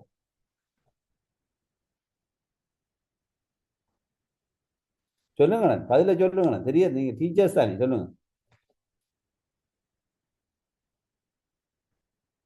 கல்வி புலத்துல இந்த செய்த வேலை, இந்த செய்யப்படுகின்ற வேலை நியாயமானதா நியாயமற்றதா? என்ன பதில் வருது இல்ல, கேட்குது இல்லையா? சொல்லுங்களேன். மதுஷா, மெத்லினா, நான் கேட்குற கேட்குதா? ஹலோ, ஓம் சார் கேக்குது சார். சொல்லுங்களேன். நான் கேட்குறேன், நான் இப்ப இப்படி தெரிவு செய்யற நியாயமா? கெட்டிக்கார பிள்ளை தெரிவு செஞ்சு ஒரு வகுப்பாக்குற நியாயமா? இல்ல சார், அது நியாயம் இல்ல சார். அநியாயம். ஏனென்றா ஒரு வகுப்பறையில இயற்கை படைப்புகள் ஒரு பக்கம் இருக்க, நோமலா இந்த ஒரு மீத்திரன் உச்சமான மாணவன், நடுத்தரமான மாணவர்கள், கொஞ்சம் குறைந்த மாணவர்கள், இன்க்ளூசிவ் எடுகேஷனுக்கு உட்படுற 20க்கும் 30க்கும் எடுக்கிற மாணவர்கள் எல்லாரும் ஒரு வகுப்பறையில் இருக்க வேணும். அதுக்கு கற்பிக்கிறவர் தான் உண்மையான ஆசிரியர். அதுக்கு கற்பித்தல் பயிற்சி எடுக்கிற உங்களுக்கு குறைஞ்ச வைத்தீங்கன்னா அந்த பயிற்சியை தான் நீங்கள் பெற வேண்டும், அதைத்தான் நீங்க செய்ய வேணும். விளங்குதான் இந்த பிரச்சனை? விளங்கிட்டா என்னண்டு? ஏனென்றால் இயற்கைக்கு மாறாக நாங்கள் நடக்க முடியாது. எனவே நீங்க இப்போ ஒரு வேலை செய்து பார்க்குறீங்களா சும்மா இன்ட்ரெஸ்ட்டுக்கு? நான் சொல்றதை செய்து பார்க்கலுமா? என்னண்டா, போன முறை 25ஆம் ஆண்டு நடந்த தேர்ட் டேர்ம் பரீட்சை எடுங்க. ஓஎலா இருக்கட்டும், எதுவா இருக்கட்டும், ஒரு 30 பிள்ளைகள் எடுத்து அதுல சராசரியை கணிங்க, அதுல ஸ்டாண்டர்ட் டிவியேஷனை கணிங்க, கணிச்சு செவ்வான் வளையுண்ட வரைஞ்சி பாருங்க. மீடுறனை வச்சு வளைஞ்சா அந்த செவ்வன் வளை எங்கால சாய்வா இருக்கின்ற பாருங்க, அல்லது ஒரு அளவுக்கேனும் இப்படி வருகிறதான்னு பாருங்க. எப்படி, என்ன மாதிரி வருது? இந்த இருக்கிற இப்படியான ஒரு வரை கொண்டு ஒரு அளவுக்கு வருதா? கொஞ்சம் கொஞ்சம் கொஞ்சம் இப்படி தள்ளினாலே ஒரு அளவுக்கு ஒரு சின்ன வரைவு வருதான்னு பாருங்க. இப்படி கொஞ்சம் வளைவோட கூடினா இப்படியாச்சும் ஒரு வளைவு வருதா? ஏதாவது ஒரு விதத்துல ஒரு ஒரு கொஞ்சம் சமச்சீருக்கு அண்மிச்ச ஒரு வரைவு வந்தால் உங்களோட பரீட்சை நியமமானது. இல்ல இப்படி வருகுதுண்டா, எப்படி அந்த பரீட்சையினுடைய வரைவு இப்படி வலது சாய்வாக வருகுதுன்றால், அல்லது அல்லது இப்படி வருகுதுண்டா, இடது சாய்வாக வருதுண்டா, அல்லது வலது சாய்வாக வருதுண்டா, அந்த பரீட்சை ஒரு நியமமானது அல்ல. ஒன்று இறுக்கமாக இருக்க வேண்டும், மிக தளர்வாக இருக்க வேண்டும், அல்லது கட்டிக்கார பிள்ளைகளை வச்சு அங்க படிப்பிக்கணும், அல்லது பின்தங்கின மாணவர்களுக்கு அப்படி வச்சா வரைவு வரலாம். அப்படி வார வரைவு தான் என்ன வரைவு? என்ன வரைவு? இது கொஞ்சம் ஒன்று விடுபடுறீங்க ஒரு பகுதி. என்ன வரைவு அது? என்ன வரைவு? அப்படி வார வரைவு என்ன வரைவு? இடது ஓராயன் வளையா இருக்கு. நான் இப்ப காட்டுறது left skewed and right skewed. இடது சாய்வு வலது சாய்வு ஓராயன் வளையா இருக்கும். சரி, இப்ப நான் இது ஒன்று விடுபட்டதுக்கு மற்றதை நான் எடுத்து காட்டுறேன். போறோம்.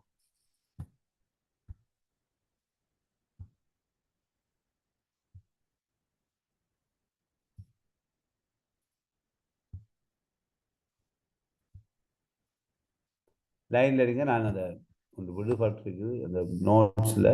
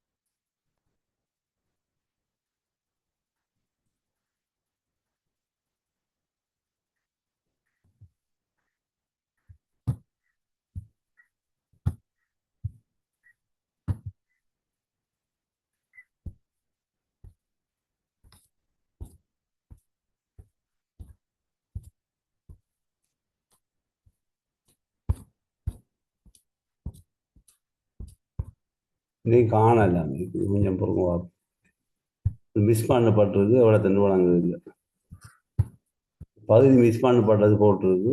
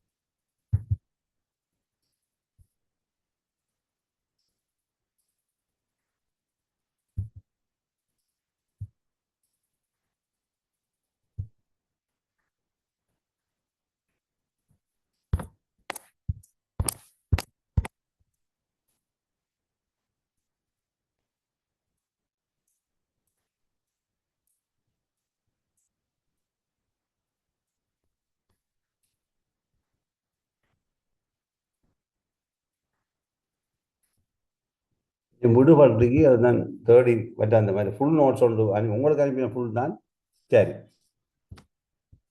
இப்போ அப்போ நோமலாக ஒரு ஒரு பரீட்சை நடைபெற்றால் செம்மண் வலை எப்படி இருக்கணும் ஒரு சமச்சீரான வலையா இருக்க வேண்டும் எப்படி இருக்க வேண்டும் எப்படி இருக்க வேண்டும் சமச்சீரான ரெண்டு பக்கமும் பாதியாக இருக்க வேண்டும் சமச்சீரற்ற வலை புறப்பட்டால் ஒரு அளவுக்கு சமச்சீரற்றதா இருந்தாலும் பரவாயில்லை முழுமையான சமச்சீரற்றது புறப்படுமாக இருந்தால் அந்த பரீட்சை எந்த விதத்திலும் நியமமானது அல்ல ஆகவே ஒரு ஒரு செவ்வன் வலையினுடைய இயல்பு கோயில் மணி வடிவத்தினுடைய இயல்பை கொண்டிருக்க வேண்டும் இதில் மத்தியில் அமைந்திருக்கிற அந்த பூஜ்ஜியம் எனப்படுகின்ற புள்ளியில் இடையம் ஆகாரம் மூன்றும் சமனாக ஓ என்னும் புள்ளியில் அமைந்திருக்க வேண்டும் இந்த வளைகோட்டினால் அடைக்கப்படுற பரப்பு அதாவது இதனுடைய கருத்தை விலகி கொள்ளுங்க இது ரெண்டும் தொடுகை உறக்கூடாது நல்ல வணங்க இது தொடுகை உறக்கூடாது அஞ்சரிக்கு ரெண்டுமே தொடுகை உறக்கூடாது இதனால அடைக்கப்படுகின்ற மேற்பரப்பு இதுல நரிக்கிற மொத்த பரப்பு ஒன்றிற்கு சமன் ஒன்று என்றால் 100 வீதத்துக்கு சமனாக இருக்க உதாரணமா 4000 மாணவர்கள் பரீட்சைக்கு தோற்றினால் இந்த 4000 மாணவர்களும் இந்த பரப்புக்குள்ள உள்ளடக்க வேண்டும் இந்த பரப்பை நாங்க ஒன்று தான் சர்ச் ஸ்கோர் கணிக்கிறதுக்கு எடுக்கிறோம் இதுல பரப்பை 1 என்று எடுக்கிறோம் இது சராசரி எனவே இந்த பக்கமாக 50% மாணவர்களும் 4000 பேர் பரீட்சைக்கு தோற்றினால் இந்தியாவில் 50 பேரும் இந்த பக்கம் 50 பேருமாக 50 வீதம் சாரி இதுல 50 வீதமும் இதுல 50 வீதமும் வர வேண்டும் அப்ப ரெண்டு பக்கம் 50 வீதம் வந்தால் கூட்டு மொத்தமாக 100 வீதம் அதாவது இந்த பரப்பு 1 என்று எடுத்துக்கொண்டால் இடது பக்கம் உள்ள பரப்பு 0.5 0.5 வலது பக்கம் உள்ள பரப்பு 0.5 இருக்க வேண்டும்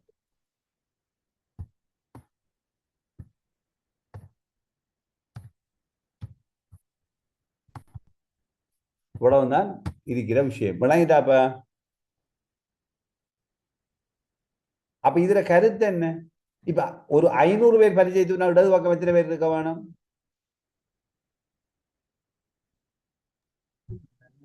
500 பேர் பரிச்சை தூணா இடது பக்கம் 250 வலது பக்கம் 250 அப்ப இதுதான் இதனுடைய தியரி இப்ப நாங்க பார்ப்போம் இப்ப தற்சமயம் இந்த பரீட்சை கொஞ்சம் வித்தியாசமானது இடை சமச்சீர் கோட்டுக்கு ரெண்டு பக்கம் வளைகோடு ஒருபோதும் இடைவெட்டாது கீழே இருக்கிற பகுதியை இது அணுகோடு என்று சொல்லுவோம் வளைகோட்டால் அடைக்கப்பட்ட பரப்பு மீடுறன் இதுக்கு சமன் மீடுறனுக்குள்ள என்ன இப்ப 100 பேருண்டா ஒரு ஒன்றுண்டா 50 பேருண்டா 0.5. அப்போ மாணவர்கள் இப்போ 0.5 0.1 10 ஒன்று. அப்போ 500 பேருண்டா 50 பேர். அப்படி இந்த பரப்புக்கு சமனாக இருக்க வேண்டும். இப்ப இந்த செவ்வன் வளையில ஓராயன் நேரோராயன் கொஞ்சம் பொறுங்க, அப்படி லைன்ல இருக்கணும். வாங்க சொல்றாங்க.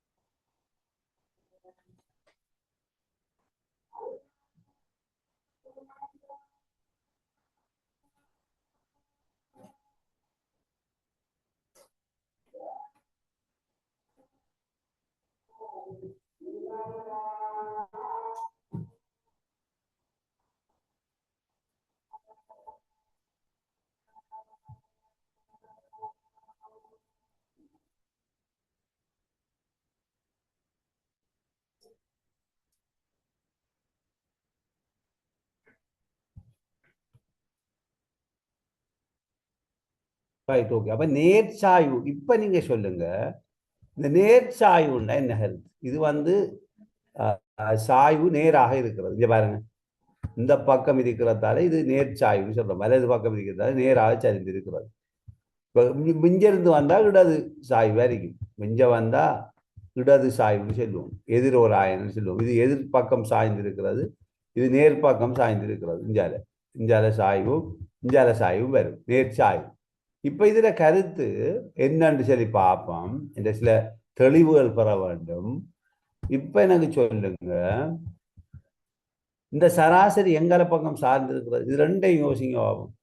இந்த ரெண்டு வரைவையும் எடுத்துக்கொண்டா, இந்த வரைவையும் இதையும் எடுத்துக்கொண்டா, இப்ப சராசரி எங்கல பக்கம் சார்ந்து இருக்கிறது? இதனுடைய சராசரி இஞ்சால சராசரி குறைவா இருக்கு, இஞ்ச சராசரி கூட இருக்குது.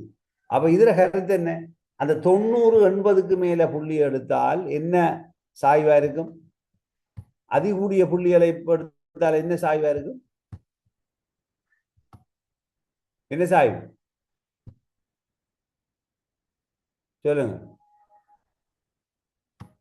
அதாவது பரீட்சை இலகுவானதா இருந்தால் என்ன கருத்து? என்ன சாய்வு பெறப்படும்? அல்லது கட்டிக்கார பிள்ளைகளை மாத்திரம் தெரிவு செஞ்சு வச்சா என்ன சாய்வு பெறப்படும்? கேட்கிற கேள்வி விளங்குதா? ஹலோ, கேக்குதா? ஆம் சார், கேக்குது. அதான் கெட்டிக்கார பிள்ளையில மாத்திரம் அல்லது பேப்பர் இலகுவா இருந்தால் சாய்வு என்ன சாய்வா பெறப்படும்? நேர்சாய்வு. என்ன சாய்வு? நேர்சாய்வு. நேர்சாய்வா பெறப்படும். அப்ப இதனுடைய முடிவு என்னன்னா, நேர்சாய்வு பெறப்பட்டால் என்ன என்ன நேர்ச்சாய் புறப்பட்டால் கெட்டிக்கார பிள்ளைகள் அதிகமா இருக்காங்க. கெட்டிக்கார பிள்ளைகள் அதிகம் அல்லது பேப்பர் இலகுவானதா இருக்கும்.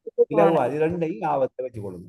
இப்ப நீங்க உங்களோட போன வருடம் 2ஆம் தவணை அல்லது 2ஆம் தவணை எடுத்தாலும் நல்லா எடுத்து ஒருக்கா வரைஞ்சி அதுல இடையம் ஆகாரம் இடையெல்லாம் கணிச்சு போட்டு பாருங்க உங்களுக்கு சாதகமா இருக்குதா இல்லையான்னு. இந்த பரீட்சையை பொறுத்தவரை என்ன சொல்லலாம், பரீட்சை கடினமானது அல்லது பின்னடைவான மாணவர்கள் இருக்கிறார்கள். ஏற்றுக்கொள்ளுங்களா?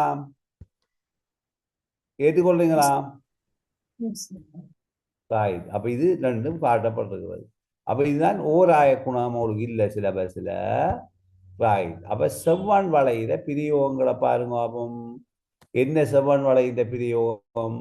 பாடசாலை மாணவர்கள் பெற்ற மூலப்புள்ளிகளை பயன்படுத்தி அவர்கள் அது திறமை அடைவு மட்டம் என்பவற்றை தீர்மானிக்கிறோம்.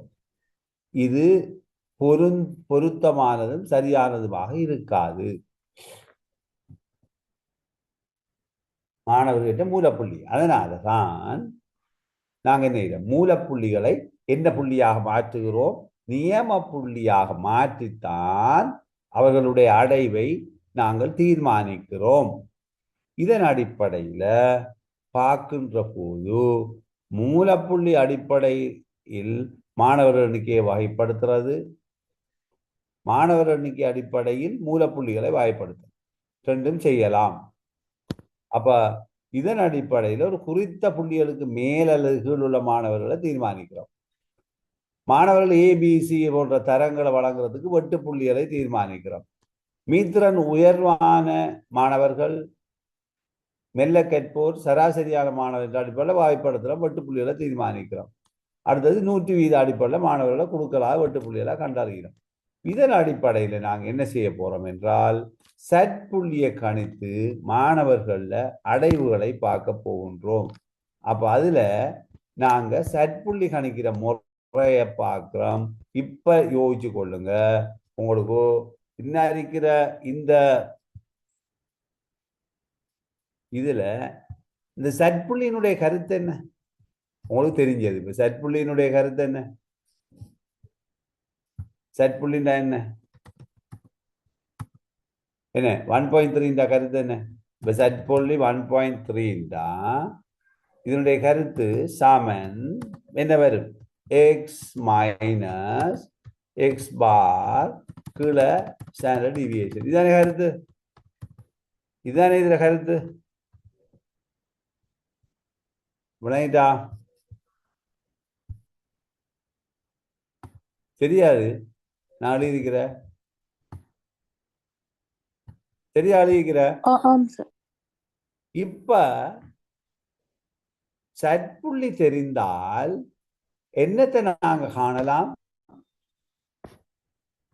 பரப்ப காணலாம். என்ன பரப்ப? இன்னிருக்கிற இந்த ஏரியாவை சட்புள்ளிய கொண்டு காணலாம். ஏனென்றால் இந்த 0 என்பது எங்களுக்கு தெரியும். ஏன் இந்த 0ங்கிறோம்? இந்த சராசரியும் மாணவன் பெற்ற புள்ளி சமனாயிருக்கிறதால இடத்துல 0 வருகிறது. இந்த 0த்துல இருந்து சட்புள்ளி ஒவ்வொன்றாக கூடி கூடி போகிறது. கூடி போய் இதுல 1.3 வருகுதுன்ற அர்த்தம் இங்க உட்படுத்தப்பட்ட பரப்பை நாங்கள் ஒரு அட்டவணை தந்திருக்கிறார்கள். அந்த அட்டவணையில கணிக்கலாம். பார்ப்போம் அந்த அட்டவணை. இப்ப சட் புள்ளிய கணிப்போம் நாங்க. சரியா? இங்க இருக்கும்னு நினைக்கிறேன். பார்ப்போம் இதுல இருந்தா சான்ஸ். இந்த அட்டவணை இருக்கு மாதிரி இருந்தா லேசா கணிச்சு விட்டுருலாம்.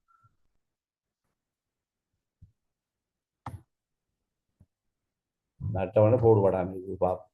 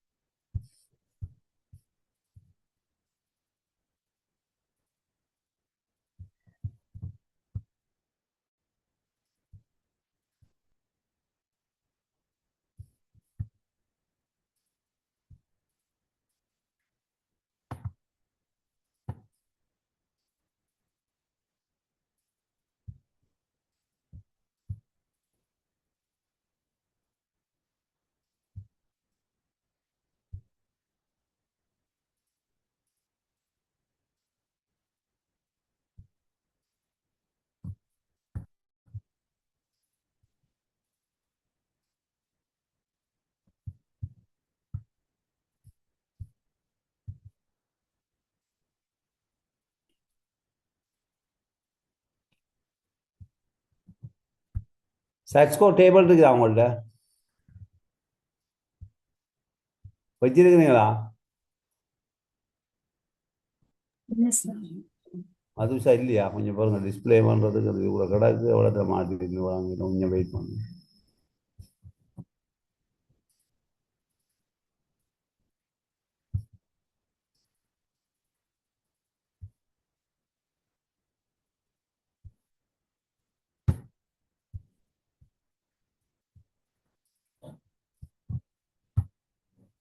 எனக்கு அது இதை செட் பண்ணி வச்சேன்னா காணாமல் இருக்கு. அது இதை தான் தேடிக்கொள்ளேன்.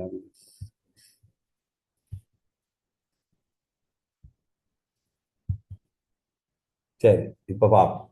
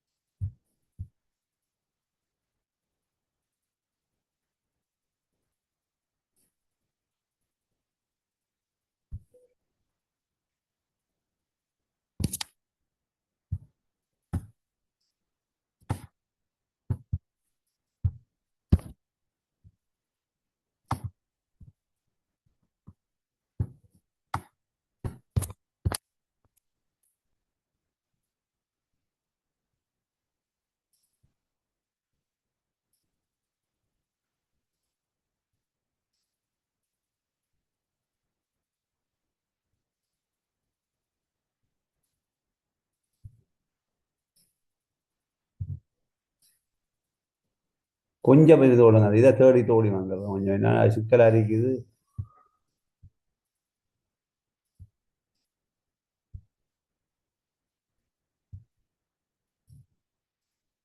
இது இல்லாமல் பார்க்கல, சர்ச் ஸ்கோர் இல்லாமல் டேபிள் இல்லாமல் பார்க்கல.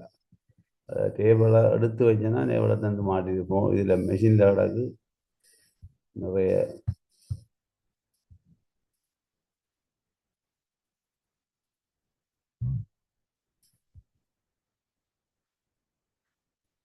இது கொஞ்சம் வித்தியாசமாக இருக்குது. எனக்கு கொஞ்சம் பொறுங்க, அந்த டேபிள் சரிதான். நாங்கள் பார்த்துட்டு ஓடி வந்துட்டு இந்த வித்தியாசமாக இருக்குது.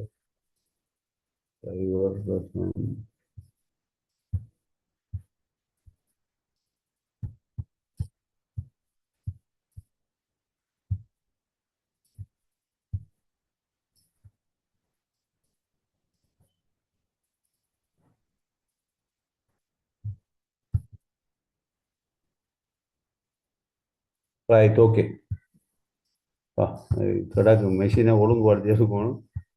பெரிய கதைச்சலாக கிடக்கு. ரைட், இப்போ பாருங்க. இப்போ நீங்கள் இனி கணிக்கலாம். நான் இப்போ சொல்கிற சர்ச் ஸ்கோருக்கு போனே பார்ப்போம். இப்போ இப்போ நாம் சொன்ன சர்ச் ஸ்கோர் எதுனா 1.3 1.3 ஆம் சார். 1.3 என்ன இடத்துல வரும் பாருங்க பாப்போம். நான் ஒழுங்குபடுத்தி வைக்கணும் கருத்து. இந்த பாருங்க எவ்வளவு வருது சர்ச் ஸ்கோர்டா, எவ்வளவு வருது? கொஞ்சம் 0 தானே வரும் மேலே 1.3. அப்போ எவ்வளோ வருது? 0.4032. சரியா? இது சரி. இப்போ நான் மற்றதை போடுறேன், பார்ப்போம். ஒன்றா கழிச்சு கழிச்சு பார்ப்போம். இல்லை சர்ச் ஸ்கோர் கணிக்க தெரியணுமே. ரைட், இப்போ இதில் பரப்பை கணிங்க. அப்போ இதில் பரப்புண்டா என்ன அர்த்தம்? இப்போ 0.432 உண்டோ சம்திங்குண்டா என்ன கருத்து? 40% ஆக்களை உள்ள வராங்க. அதுதானே கருத்து என்ன? 40% ஆக்களை வாரா, ஏற்றுக்கொள்றீங்களா? ஏற்றுக்கொள்றீங்களா? 40% ஆக்கள் வாராங்க. இப்போ இதுக்கு காணுங்க. ஒன்றுண்டா என்ன வரும்? சர்ச் ஸ்கோர் ஒன்றுண்டா பரப்பு எவ்வளவு வரும் பார்ப்போம். சர்ச் ஸ்கோர் ஒன்றுக்குரிய பரப்பு எவ்வளவு வரும் சொல்லுங்க. எவ்வளவு சர்ச் ஸ்கோர் ஒன்றுக்குரிய பரப்பு?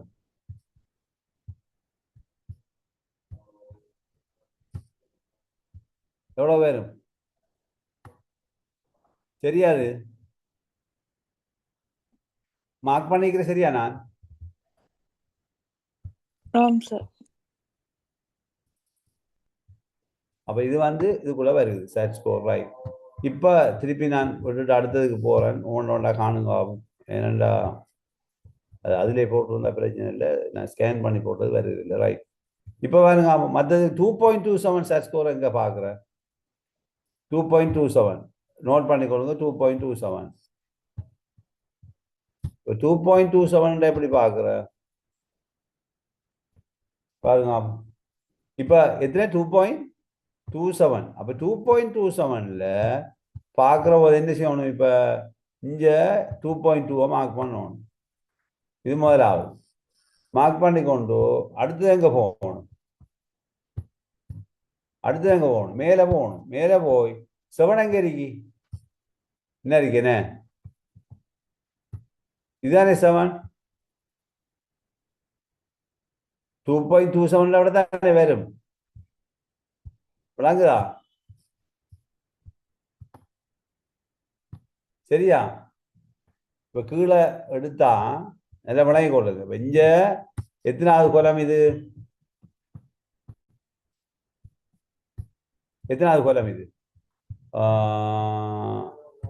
கணிச்சு பாருங்க 1 2 3 4 5 6 7 8ஆவதுல வருது. அப்ப நாங்க இங்க 2.2 உண்டா இதுக்குள்ள வரும். இதுல இருந்து 8ஆவது பாருங்க 1 2 3 4 5 6 7 8. அப்ப எத்தனை ஸ்கோர் சொல்லுங்க எவ்வளவு பரப்பு எவ்வளவு 0.48884. ஏன்னா இங்க 2.2 இருக்கு இதுக்கு நேர 0.7 இருக்கு மேல போய் பார்த்தோம்னா கீழே வரும். இந்த பரப்பு என்னத்தை குறிக்குது இவ்வளவு பரப்பு மாணவர்கள். அப்ப இதை இப்போ 10,000 பேர் 10,000 பேரை பிரிக்கிறோம் 5,000 பேர் 5,000 பேரை பிரிக்க விட்டா இதுக்குள்ள இந்த பரப்புக்குள்ள அடங்குற மாணவர்கள் வருவாங்க. அதுதான் நாம என்ன சொல்றோம் அந்த பரப்புல கணிக்கிறோம்னு சொல்லி கணிக்கிறோம். அப்ப அந்த விஷயம் உங்களுக்கு எல்லாருக்கும் தெரியும். இப்ப பாப்போம் ரைட். இப்ப